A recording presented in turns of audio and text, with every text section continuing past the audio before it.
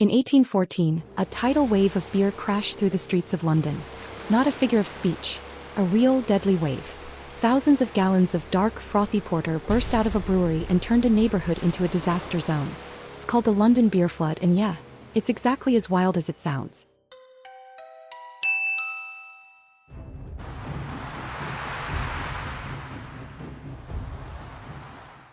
Moo & Company's Horseshoe Brewery sat right on Tottenham Court Road, and it was massive.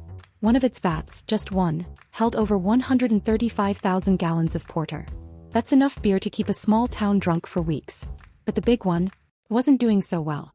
On the 17th of October, the iron hoop holding it together snapped. No warning, no time to fix it, just a sudden, deep crack. And then the entire vat exploded. That triggered the one next to it. And then another. In seconds, over 320,000 gallons of beer came roaring out like a boozy avalanche. No one saw it coming. The wave didn't politely knock on doors. It slammed through the brewery wall, right into the slums of St. Giles. A packed, poor neighborhood where houses leaned on each other like drunks at closing time. Then it surged into New Street. A mother and daughter just sitting at home were crushed when the beer caved in their building. In a nearby basement, people gathered to mourn a child who had died just the day before. The flood tore through the room, sweeping them under. 8 people lost their lives that day, not to fire, not to war, but to a tsunami of porter. And the worst part? There was no warning. No one had time to run. In seconds, a quiet afternoon turned into chaos.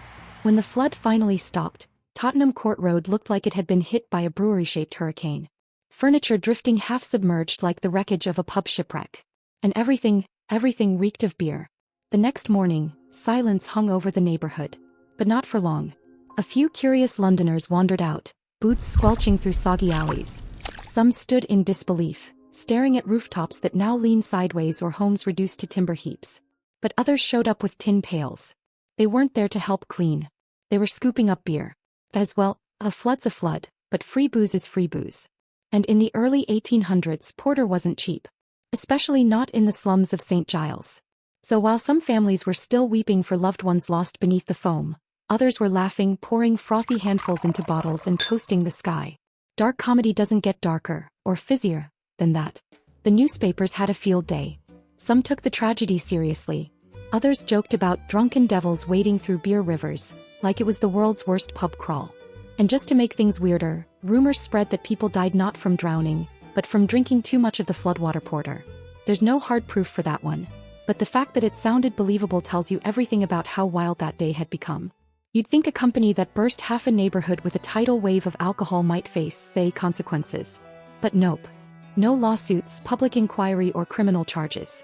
The coroner ruled the whole thing an act of God, as if the Lord himself popped the vat out of boredom. Moo & Company kept brewing like nothing had happened. They even got insurance money for the loss of beer, not the loss of life. A working-class district got flattened, 8 people died, and the city shrugged. That's early Britain for you. If you enjoyed the video, make sure to like, subscribe, and tap the bell if you want more weird, real stories from history. And tell us in the comments, what story from the past should we cover next?